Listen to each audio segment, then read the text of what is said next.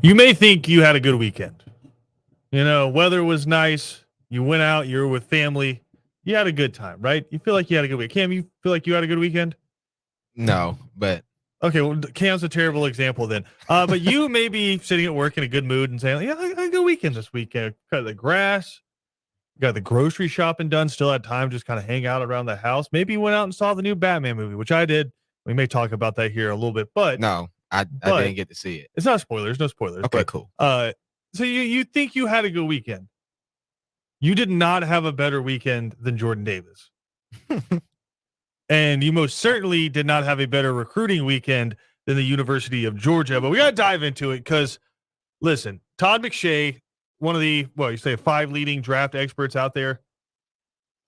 I might put him number one. Over I like Kiper? him over. I like him over Kiper. Over Yeah, Jordan Reed? yeah, I definitely like him over Kiper.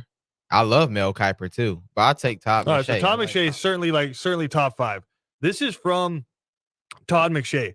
I'm still trying to process what we all saw. My Mount Rushmore of all-time combine performances has long been Calvin Johnson, Vernon Davis, and Adrian Peterson. Now there's finally a fourth. Howard Davis's testing numbers even possible at 6'6", 341 pounds. Now, for those of you out there who did not see what happened this weekend, Jordan Davis, again, Georgia's nose tackle, 6'6", 341 pounds, said he played about 350 to 360 during the season. Mm-hmm. He ran a 4.78. Mm-hmm. A 4.78. For reference, that is faster than Super Bowl MVP, regular season MVP Patrick Mahomes. So that means if Patrick Mahomes drops back and he has to boot out to the right because Jordan Davis is coming through the middle, Jordan Davis is going to be gaining on Patrick Mahomes in the open field. Yeah, man. And then I also seen Kyron Williams, who's one of the top running backs in the draft from Notre Dame. He ran a 4.7. Jordan Davis ran a 4.7. I'm correct. Like, man, wow. Okay. So Jordan Davis did that, and then he, again, 341 pounds, had a 10-foot, 3-inch broad jump. That is an NFL combine record for anyone over 300 pounds. So 301 pounds, you're in that category. Jordan Davis at 341 can jump further than you. For reference, Travon Walker, who after this combine performance, we're going to kind of talk about a bunch of the Georgia guys here. After that combine performance, he's being projected as potentially a top 10, maybe even a top 5 pick. He had a 10-foot, 3-inch broad jump at 260 pounds. So Jordan Davis at almost 100 pounds heavier had the same broad jump as Travon Walker. I mean, 32-inch vertical jump. Cam, 32, standing still on the ground, Jordan Davis at 340 plus pounds can jump almost 3 feet just straight up. That's kind of crazy, being 6'6", 340, moving like that. I actually wasn't shocked though. Well, I think anybody's shocked after you watched him these past few years, just able to track dudes down the line and how he was able to get sideline to sideline, the quick penetration he got. But I don't think anybody expected this. Like I said, Mel Kiper's comparing his combine performance to Vernon Davis and Adrian Peterson and Calvin Johnson. Yeah, when you're in the conversation with those three, that's as best as it gets, especially Calvin Johnson and Adrian Peterson. And Vernon Davis, you know how good he was with the 49ers. It's a good combine. I think not only obviously he's helped his draft stock, but you could potentially see him top 15. I wouldn't say top 10, but top 15 most definitely. Well, so the concern around Jordan Davis is he only a 2-down player? That's where a lot of teams are maybe getting stuck on him, because when it comes to a pass rush situation, can he stay on the field? Again, we just said he ran a faster 40 than Patrick Mahomes. NFL is a little bit different too than college football. Like, college football is a little bit more up tempo, faster pace. NFL is a little slowed down too. I think NFL is getting more that way, but I think the thing with the NFL, the biggest difference is you can't have 100 guys on the sideline. Right? Yeah. You have 53. So maybe teams have any concern is, do we really want to take up one roster spot for a guy who, albeit extremely athletic and very good for his position, could only be on the field on first and second down? I will put it like he has to go to like the right organization, the right team that's going to like utilize him correctly. And I'm saying that because the Falcons would not utilize him correctly. They would it'd I be just so don't. good. Well, It'd be they so would, good. but I just don't. You know how we are. We don't do well with trench guys, which I hope that could change one day. Hashtag Grady Jarrett. Come on. Yeah, Now. hashtag great, but we haven't done anything We to get him any done help. right by Grady Jarrett. We haven't. But imagine him on a team like Jordan Davis, per se, on the Eagles. That's like a match made in heaven. Like they have all those defensive linemen like Graham and Fletcher Cox. You pair him with Fletcher Cox. Now Jordan Davis, regardless if he stays on the field for first, second down, I mean, he's getting one-on-ones all game. And that's not what you want to see. I think the comp for Jordan Davis is probably Vita Vea. Oh, from Tampa, yeah. Like, and I think if he can be that kind of player, I think he should certainly be a top 20 pick. If he slims down to like 330. No, he's about as slim as he's gonna get, dude. Yeah, he does. He doesn't even look. I wouldn't want to say he doesn't look fat. Like he just looks big. This was peak Jordan Davis physical condition for the combine. He weighed 341 pounds. He just told you last year during Georgia's national championship season, in which a lot of guys kind of lean out during the season because you're practicing so much and playing so much.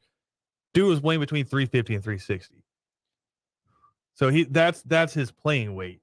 And just depending on what team he goes to, they might want him at that. Just somebody that can eat up 2-3 guys in the middle and still get a pass rush. Jordan Davis wasn't the only one from Georgia who had an unbelievable weekend. So Georgia had the top 240 times from defensive linemen, interior defensive linemen, I should say. Right? Mm-hmm. Jordan Davis is number 2.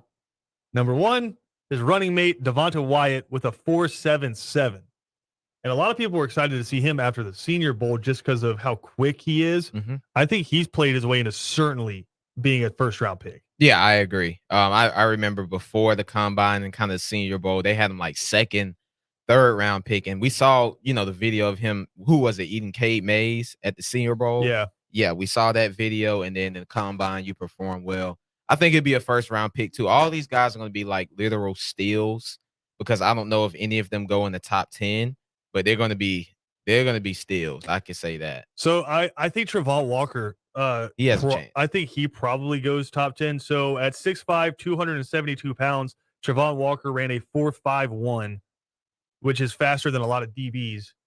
That's the same as Sauce Gardner-Johnson, I'm pretty sure, ran. And then also has a 35.5-inch vertical jump.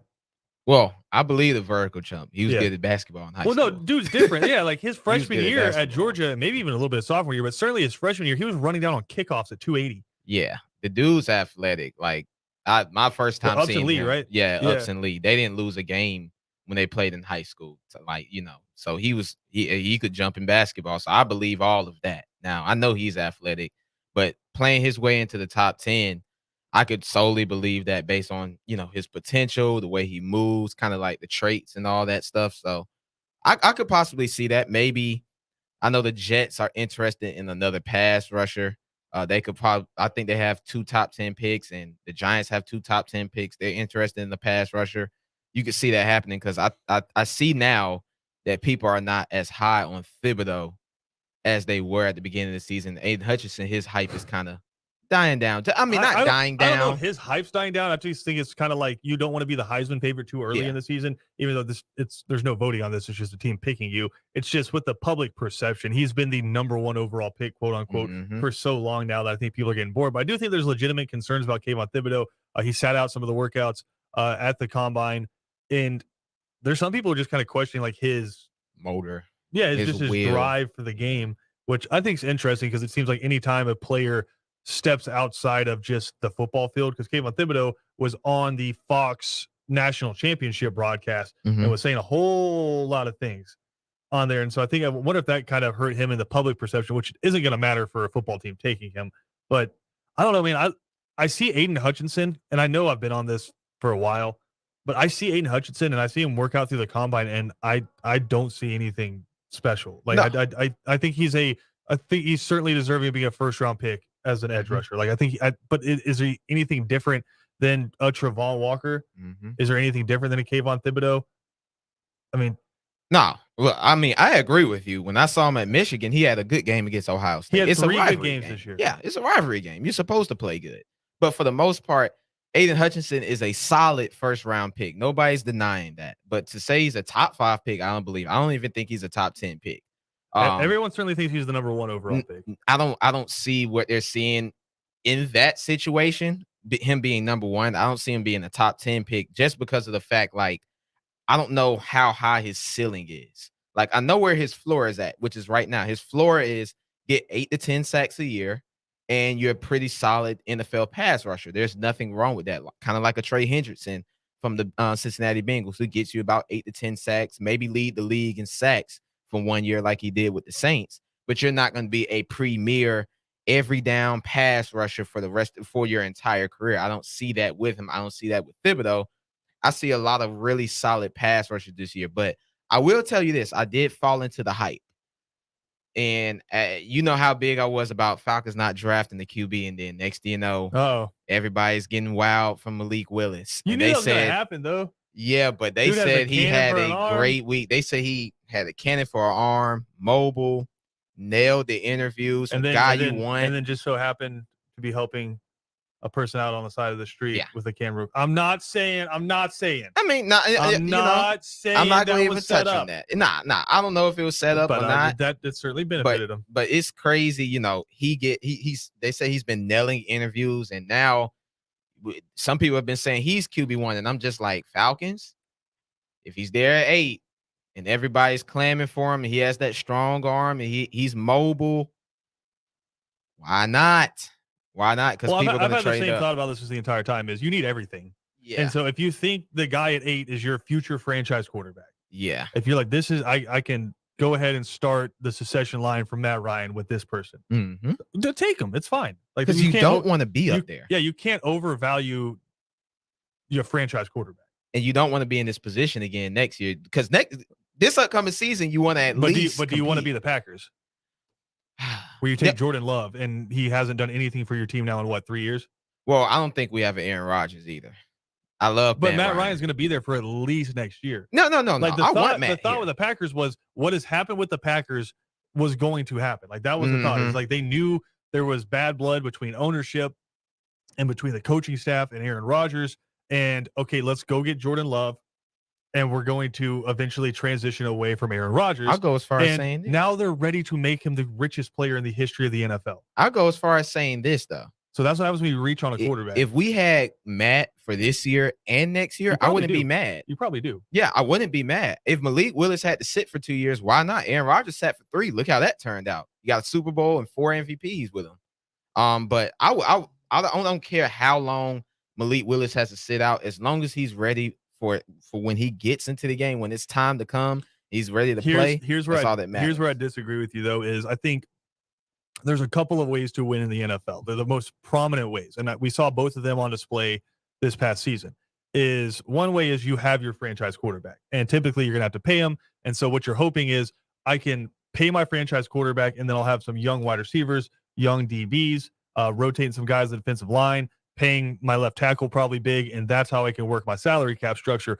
Flip side of it is you can kind of do what the Bengals did, and think early Legion of Boom, where you have a quarterback on a rookie deal, and then you can spend the money everywhere else. You would be missing kind of both of those boats if you draft a quarterback here for the Atlanta Falcons. Is if you sit him for 2 years, then by the time you start getting into the best part of his career, you're going to already have to be paying him. Yeah, true. If they sign a 3-year deal, basically you're going to have him for 1 year where you're actually using him. Now, you kind of miss out on that. I know they do that unrestricted free agent thing. So if he had to sit for 2 years, he'd have 2 more years to play without, getting that big deal. And if you want the franchise tag him. Yeah, well, 2 years after, maybe 1 year, and then the second year if he doesn't hold out. Yeah, which, hopefully he would pop. But, if you're the Falcons, even if you take a quarterback, you got 2 second-round picks. Whether if you feel like a wide receiver or an edge rusher is going to fall to you in the second round, keep it, or package those 2 picks and trade up in the first round and go get you another guy that you really want. I don't know how much Malik Willis fits into what Arthur Smith wants to do. He's a big time play action. We're going to pound the football at you, and then we're going to hit. Maybe Malik Willis might fit that. Well, it would change. I guess the best way of putting it is we haven't seen a quarterback like that with Arthur Smith. No, Tannehill is mobile, but he doesn't have a big arm. I don't know. It would be it's intriguing to me because I do know this. I think Arthur Smith, he's keeping Matt because he wants to keep that winning window in so he doesn't get dispo I like think it's I pronounced think as a because of loser. that, I think the other thing is the contract is just Yeah, oh yeah, contract's humongous. I so think it's tough to move. 48 It's gonna be 48. million. It's gonna be 48 this coming year. Yeah, but Malik Willis, I think as far as him, I think Arthur Smith wants a mobile guy. Like you passed up on Fields last year, and that's cool. Okay, you got Kyle Pitts, who I think he's going to be the best player out that draft, possibly. But now you get a chance at another Micah mobile guy. Parsons? I mean, it's Better than close. I Micah mean, Parsons? I like Michael Parsons, but how long can Michael Parsons keep that up? I think Kyle Pitts will be catching passes for 10 to 12 years. I I hope don't know so. if Michael Parsons is going to be, hitting folks I don't like know. that. If I was sitting in that war room with the Falcons, I'm saying, listen, I know there's some cool quarterbacks and some intriguing quarterbacks. There's no like guarantees though. No. And so I can't risk, like you said, you don't want to be back in the top 10. I can't risk a top 10 pick on an unsure thing. I mean, now I there is one other player. I love Sauce Gardner. At first, I fell in love with Stingley, but Sauce Gardner, it's two different type of corners you have. You have Terrell, who's kind of that speedster who can do whatever you need. Yeah. Then Gardner's kind of the physical corner, and I think you need the tell of two halves with those type Well, of guys. It's interesting you say that because there is a guy after the combine that now I've seen in 3 different mock drafts, him projected to the Atlanta Falcons after an awesome combine performance. We'll talk about it when we come back. This is Second Down on ESPN Radio.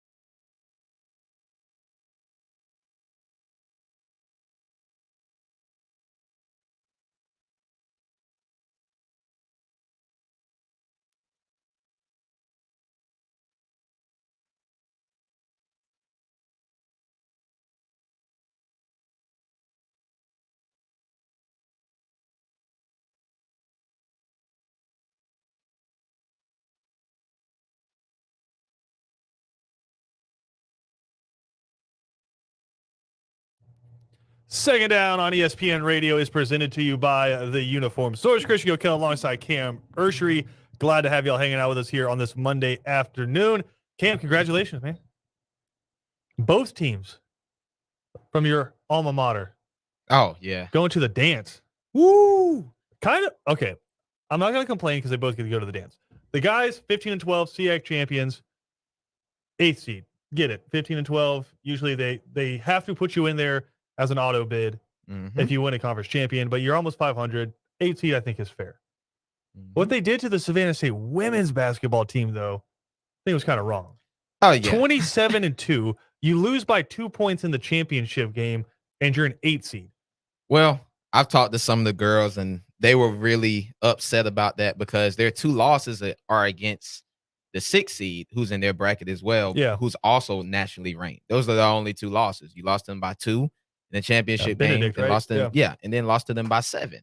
Other than that, you've beaten everybody, and you've beaten them by double digits, including Tuskegee, who's ranked in the nation as well.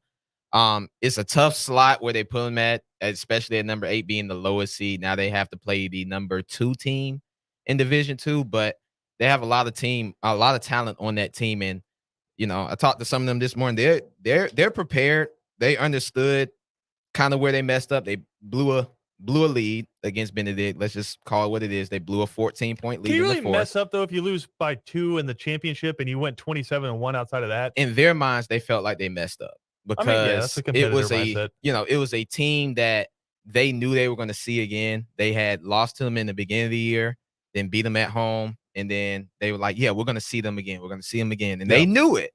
You were up 14, and you kind of just folded. That's what happened. I'm just telling you what they've told me. They folded and they kind of crumbled under pressure because they had never been in that situation. Granted, the other team, Benedict, they've won the championship 2 of the last 3 years, so they've been there. So it was a good thing that they did lose for their sake. Now they're going into the conference. I mean, not the conference, the national championship tournament, March Madness, with a different mindset. As far as the boys, I mean, that's a crazy run they did. They beat Morehouse, who was on an 18-game win streak. Was one of the best teams in the nation too, and you pulled that off. You haven't pulled off a 4-game win streak all year. You wait to the conference tournament. Yeah, it's the best time to do it. So Broadus got it right. Yeah, he got them right. He coached them up, and they're in the tournament now. They're playing the number 1 team in the country as well, who's 28-0. But I mean, both teams going dancing. Couldn't be more proud. Like BJ Bennett says, there's always a good time to lose because statistically, you're probably not going to go 30-0.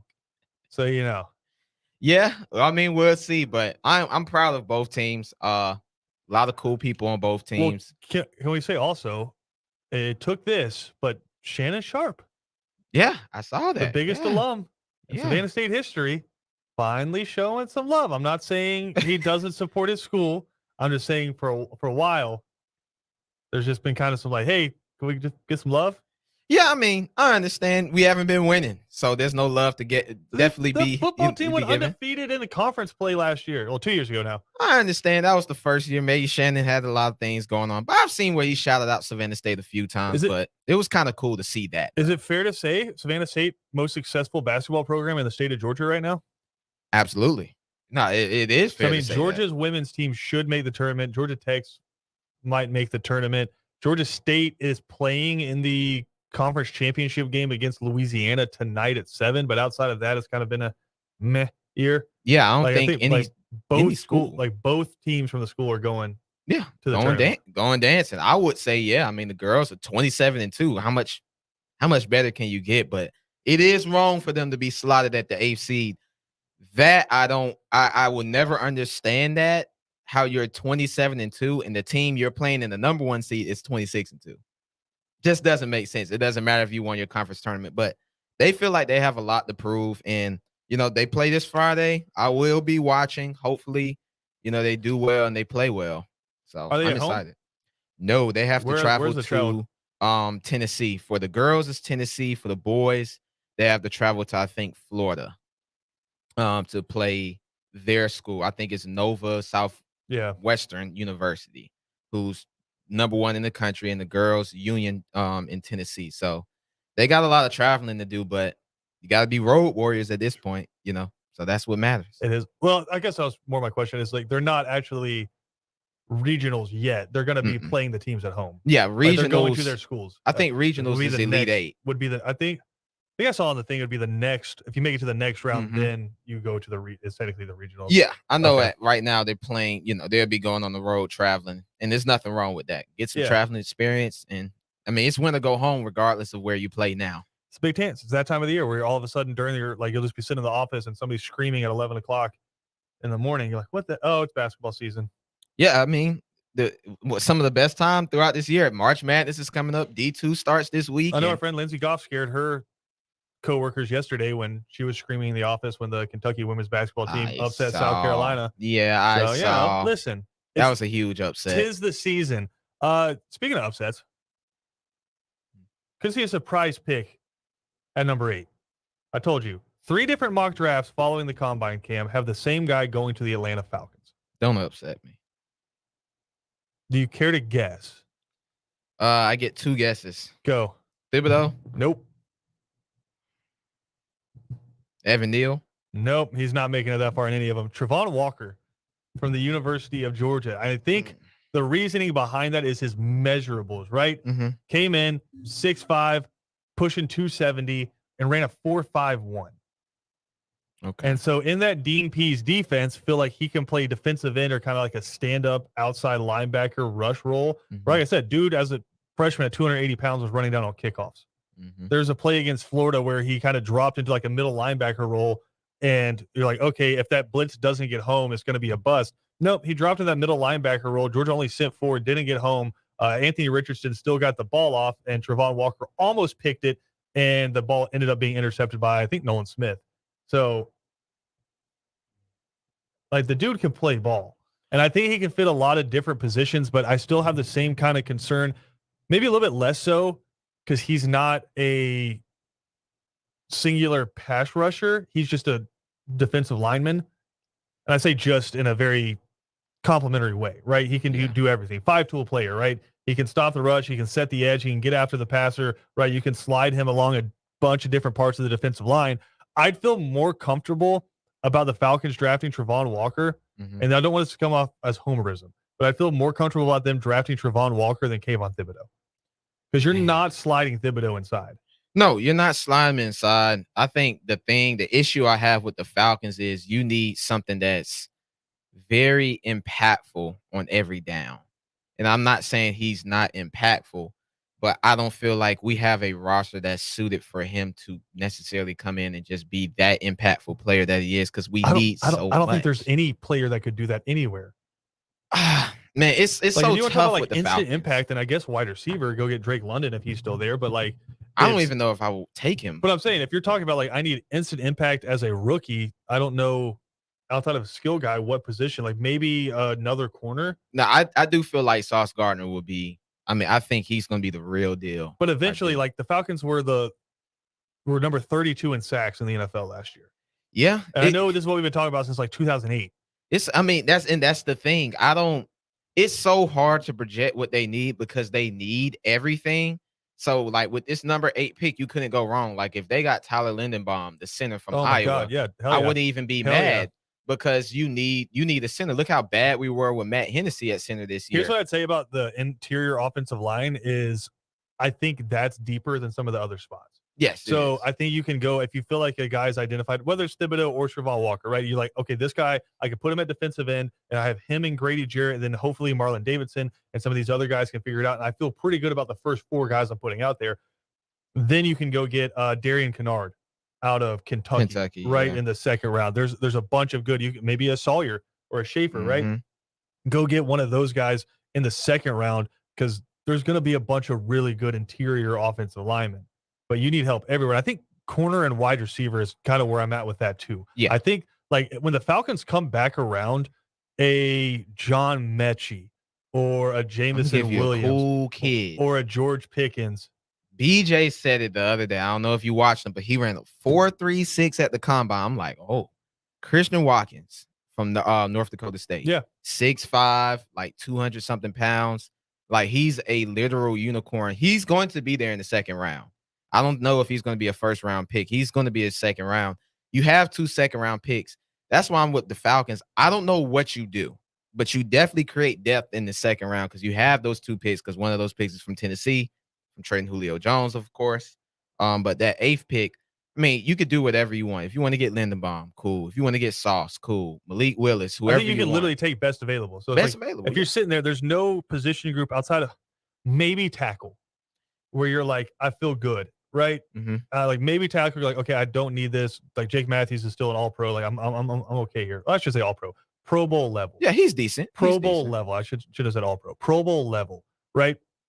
But he's solid enough that you don't feel like you need to address that position. Outside of that, I can't think of a position where you need to. Outside of, and again, maybe quarterback, you're just like, I'm not worried about it because we have Matt Ryan. Yeah. Everywhere else, you need running backs, you need wide receivers. You don't inherently need a tight end, but there's no guy that's that good up there anyway. But you need defensive ends, you need defensive tackles, you need outside linebackers, you need inside linebackers, you need corners, you need safeties. I mean, yeah, and if you look at where the NFL is going, they're going for nothing but skill guys. So I think that first round, you're going to see a lot of outside of maybe the top 10, because I think some of those guys, they need the trench players. But once you go from 10 to 31, you're going to see nothing but corners, wide receivers, quarterbacks, and possibly maybe some safeties being taken. You're not going to see a lot of like interior D linemen. You're not going to see a lot of interior offense. I think all that's going to be in the second round. And like you said, you could find Justin Ross in the second or third round, a John Mechie in the second, third round, just because based off them having injuries in the past, you could get those gems and develop them over time. But I mean, with that 8th pick, if I seen that Sauce Gardner, Lindenbaum, and Walker were available, my selection would probably be either Sauce or Malik Willis. With that 8th pick, and I would lean towards this Malik Willis. Yeah, I am, but I would lean towards Sauce Gardner. It's that time of year. I would lean towards Sauce Gardner only because 6'3", 200 and can move like that and get cover like that. You don't really find that. You don't find that much. You don't find that anywhere else. 6'3", 200 and pair him up with AJ Terrell, who was an All-Pro this year. I would be more happy if they went out and got a big-time offensive lineman or a big-time defensive lineman and then wait to the second round and you could grab like a Roger McCreary out of Auburn. He's not bad. He had the game of his life against Alabama. He's not bad, but baller. I would love, man, you get 2 lockdown corners for the next 8 years. Okay, here's my thing with AJ Terrell, and I know everybody's fallen in love with him since the end of the season. Mm-hmm. And I'm going to say this and we'll go to break. Everybody has fallen in love because of the PFF metrics and because of the amount of completions he had against him. And I have said this since probably the middle of the year. Why would you throw at AJ Terrell? Yeah. There's literally 10 other guys that play for the Atlanta Falcons on defense. When you go out there, just ignore him and go at them. And that's what teams did. It's like, okay, AJ Terrell's over there and Isaiah Oliver's over there. I'll say this, though. Only reason why I like AJ Terrell, his potential. Like his first year, let's say it, he was getting cooked, but he was playing like Tyreek Hill and Michael Thomas and that was great for him. But what I'm saying is like everybody has this thought in their head right now where it's okay, I go get this other corner. All of a sudden we may have the best corner duo in the league. Like I'm pumping my brakes. I think in the next 2-3 years, they could possibly, we got a top 5 corner duo. Like it's something special that I think that could happen. Fine, but if the quarterback has 5 seconds to throw, it doesn't matter who's back there. And that's where you got to in the second round. Because me personally, if I'm the Falcons, if you don't get a quarterback in that first round, go all defense in this draft. All defense. Get your corner in the first round, and then the second, and rest on forward. Get defensive linemen, linebackers. I'd say that I'd agree with you on that if it wasn't for the fact that they had a wide receiver playing running back last year. Right? Maybe you get a running back. And it's not because they had too many wide receivers. No, we had It's none. because the running backs were bad. Yeah. Right? So it's just like there's no – if the offense was the offense from 4 years ago, fine. I'd agree with you on that, but it ain't that. I'd take Breece Hall or Kenneth Walker in the second round if they're there. I'd take them. You got two picks. Yeah, you got 2 picks, but one of those needs to be a defensive lineman. The number 8 one. I like the kid from the number 8 one needs to be a defensive lineman. I like the kid from South Carolina, Eskridge, I think, or it's Edgeridge or something like that. Kingsley Enagbare? No, I don't know his name. Okay, but I know he is an edge rusher. But you like decent. Yeah, he's pretty decent. I saw some of his tape. I just don't know his name though. Kingsley Enagbare? That might be his name. Yeah, I'm pretty sure it is. Yeah, he's solid though. I do like him.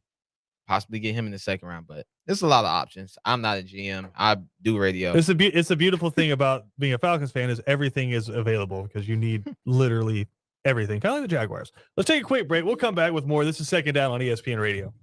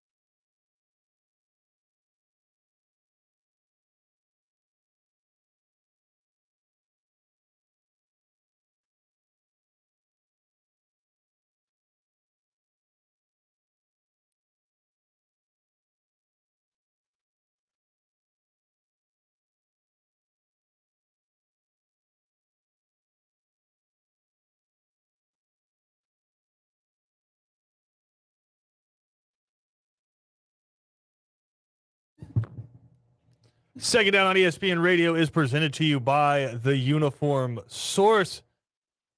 Saw the Batman last night, Cam. I'm kind of jealous, but First of all, set aside 4 hours of your time because it is a long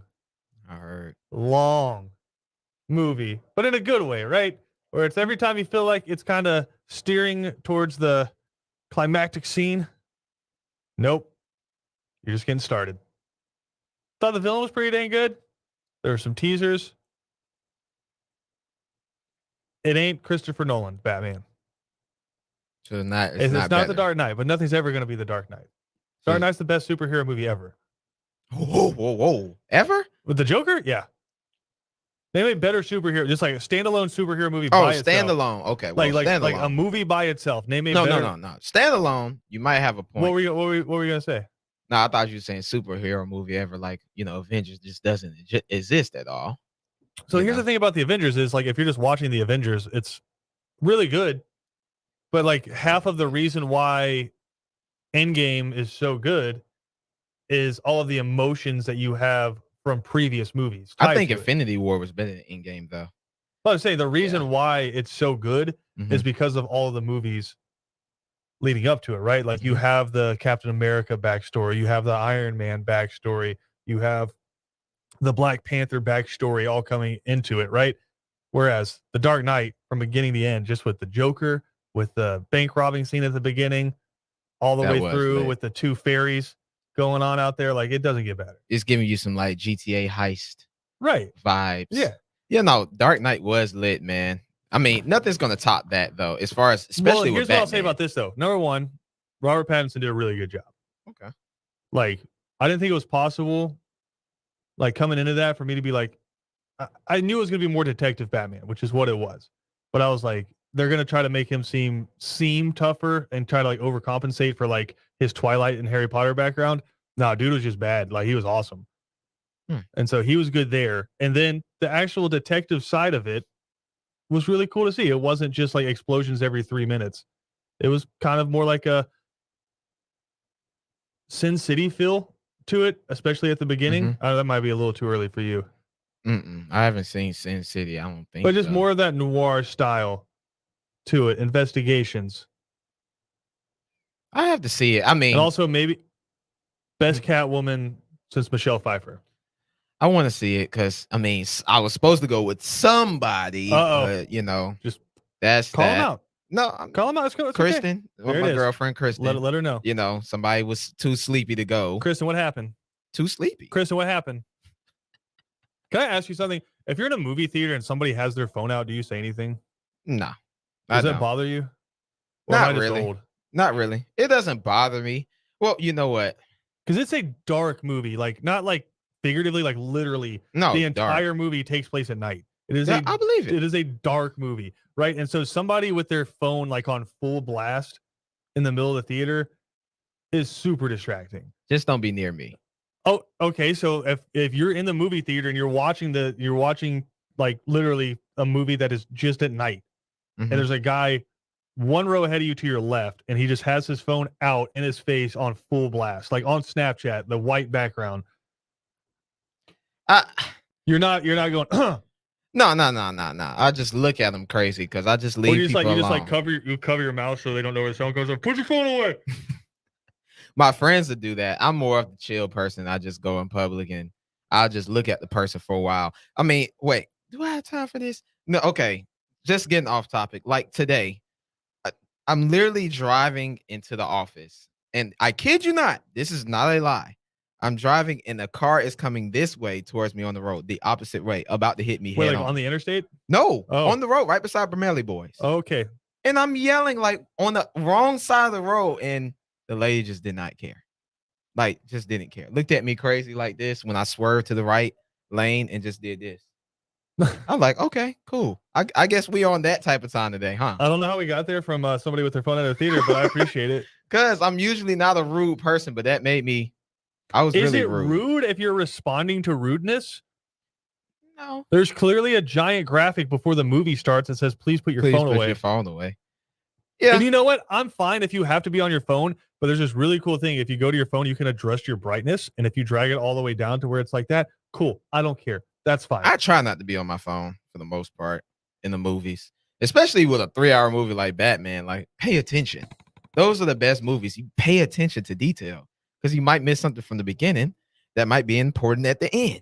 So pay attention. I'm ready to go see it, but I have to wait till freaking Saturday to go see it. That's tough. How long do you have to wait for spoiler alerts? Like, I will block people if they spoil it. I'm so serious. I really will don't block think this is people. like a spoiler. Like, there's no like, moments in it. I at didn't see all. nobody tweeting about it on Twitter, which is great. But as soon as somebody does tweet it, I will block Okay, them. it's been like 5 years since this happened, but the best spoiler alert ever is Cody used to always just deep dive into like finding spoilers for Game of Thrones, and he like just texted me, PJ, and Kevin, who were all emotionally invested in that series. I don't know if you watch Game of Thrones, Nah, but my there's parents do. one of the biggest moments in the entire series is when one of the dragons gets killed by the Night King, Mhm. and then comes back as hit the Night King's dragon with blue eyes. Mhm. Like one of the biggest moments. So what does Cody send us? A picture of the dragon with the blue eyes. That's And if on you're brand for screaming in your Cody. car about spoiler alerts now, it's been like 5 years since this happened. There has to be some sort of expiration date on spoiler alerts. I say after 6 months. Even I'd say no. a week. No. I would say this about a hot movie. I give you about 2 weeks for No, a I'll give hot you a movie. week. I give you 2 movies. If you actually care about the spoilers, if you actually care about like and emotionally invested in the movie and you care about the spoilers, you'll go in the first week. Like my friends were sitting here telling me about Spider-Man. Why are you telling me, dude? It's been 3 months. What do you mean? Yeah. I'm going to say something about Spider-Man. A week is not bad because Eventually we have to be able to talk about it. this Saturday will make a week for me. So a week is not bad. Okay, I'll give you that. After a week, yeah, you can start spoiling. But luckily there's like really nothing to spoil. It's just a cool Batman movie. Cool. Feels more like the Michael Keaton Batman movie than Joker it did would than come the back. Christian Bale Batman movie. But I thought it was good. Thought it was Joker good. would come back. Mr. Joker. I do. Maybe he does, maybe he doesn't. That's all I'm gonna say. Let's take a quick break. We'll come back and wrap up Second Down next.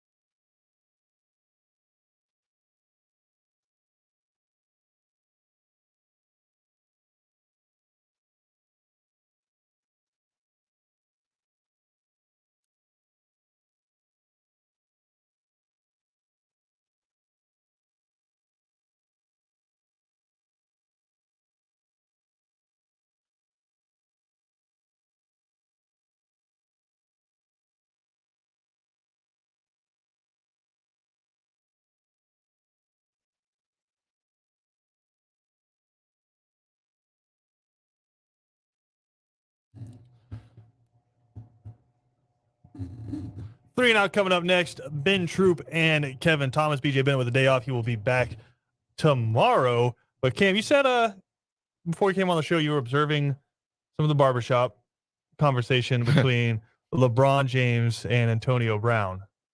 It was hilarious. What was it about it? Man, just because you just came in like chuckling, like a smile on your face that you rarely have when you're coming in here to start the show. Antonio Brown and Ben Roethlisberger, their relationship, saying how Ben used to say, well, you know, if Antonio could get open, and then Ben and then Antonio was like, well, if you stop throwing the ball at the freaking D lineman, maybe I'll have a chance to catch the ball. And, you know, it was just hilarious. The interview itself was funny, and you kind of got to see Antonio Brown is a comedian in general with his actions, but you kind of got to see that side with talking in the barbershop with Draymond and LeBron and Antonio. It's really cool. And I got to see Lamar Jackson in the barbershop too with Draymond and LeBron. It's a really cool show, man. I enjoy it. It's not just that, that's a phenomenally produced show, but Brandon Marshall's been doing, and just like hearing athletes interview athletes and just the completely different way that interviews go. It's cool. And it's just kind of the way media is moving towards is you don't have to have this platform to get your voice out anymore. You can go out there and start your own media company right now if you're an athlete and get your message out there the way you want it to. So I thought that was fascinating. I think it's cool. Just look, it's good to see you come in smiling. All right. Usually Cam comes in shaking his head. He's like, I got to deal with this guy for the next hour, but it is what it is. If you missed any portion of the show today, you can check it out on ESPNcoastal.com. 3 and Out coming up next. Ben Troop and Kevin Thomas breaking down everything MLB.